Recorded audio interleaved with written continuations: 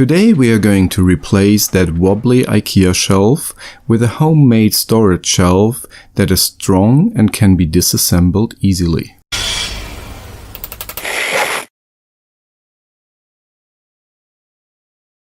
I am going to build the shelf from construction lumber from my local home center.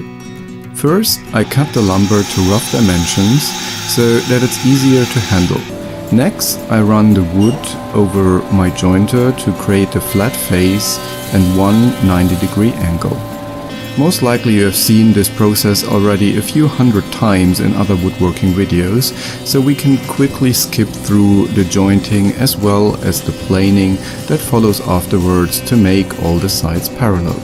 With all sides nice and square, I cut the pieces to their final length according to my cut list.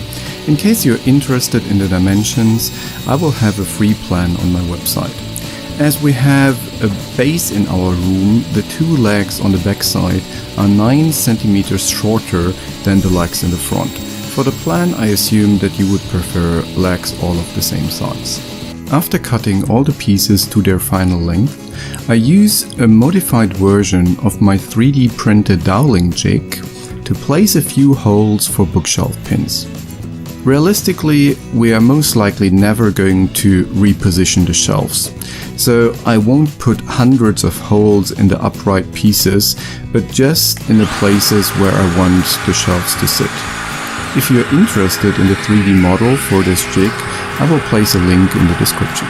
Connecting the two side pieces with loose tenon joinery is quick and sturdy.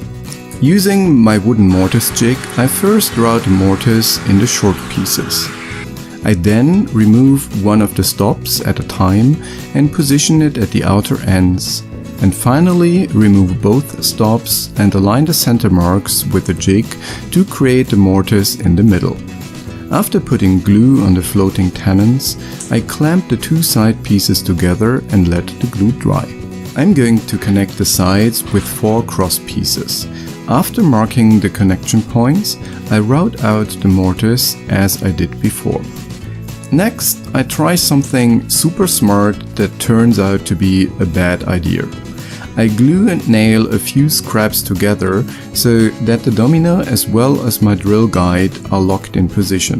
Unfortunately, I overlooked the fact that I designed the drill guide to reference against the shoulder and not the end of the tenon. At the end, I had to re-drill most of the holes without my fancy alignment jig.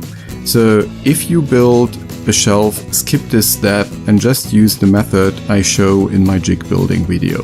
I will put a link to that video in the description. Before gluing the tenons in the side pieces, I decided to finish them.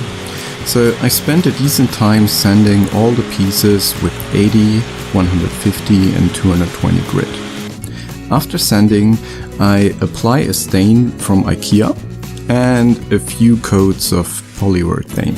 Once the finish is fully cured, I glue the floating tenons into the side pieces. For the shelves, I use glued wood panels from the home center. I sand all the sides and all the faces of the boards and create a 3mm round over to avoid any sharp corners. As it was already late that day, I decided not to run the table saw but to pre-finish the shelves with 2 coats of poly and let them cure overnight.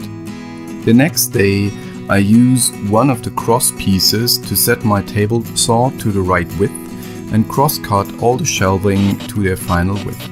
For the pins, I am using this special kind of hardware that is screwed into the side piece and locks the shelf in place with a vertical pin. To create the holes for those pins, I glue and nail a few plywood scraps together. In the position of the hole, I drill a 17mm hole for the guide bushing of my router. This makes drilling the holes quick and easy. I have 10 shelves, which totals 40 holes. Boring the holes is fast, clean and accurate with the jig. Lastly, I remove the wobbly EVAR shelf from the room and put my shelf together. As there are quite some cables and pipes running through the room, I have to notch out part of the shelves. This also provides additional stability as it locks the assembly in place. As the shelf doesn't have a back panel, you normally would either secure to the wall or screw some kind of cross brace to the backside.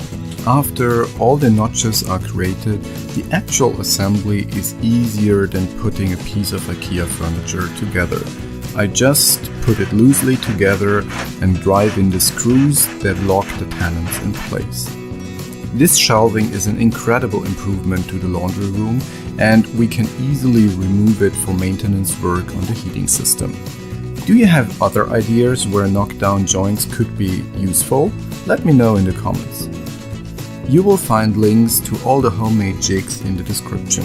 If you're interested in more videos, please subscribe to my channel.